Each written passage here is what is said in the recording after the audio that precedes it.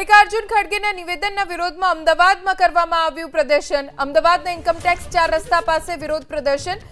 મલ્લિકાર્જુન ખડગે ગુજરાતીઓ અંગે આપેલા નિવેદનનો વિરોધ દર્શાવવામાં આવ્યો। ખડગે ગુજરાતીઓની માફી માંગે તેવી ભારતીય જનતા પક્ષે માંગ કરી છે।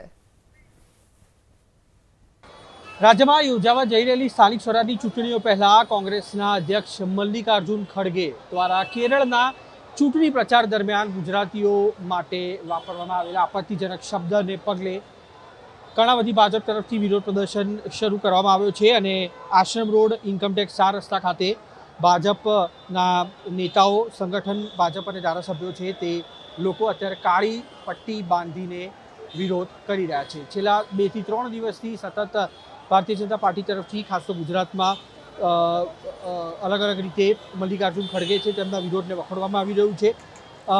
મુખ્યમંત્રી, નાયબ મુખ્યમંત્રી અને પ્રદેશ અધ્યક્ષ અગાઉ જ આ ભાષણ છે તેને વખોડી ચૂક્યા છે અને તેવા સંજોગોમાં આજે કર્ણાવતી ભાજપ તરફથી આ આયોજન કરવામાં આવ્યું છે।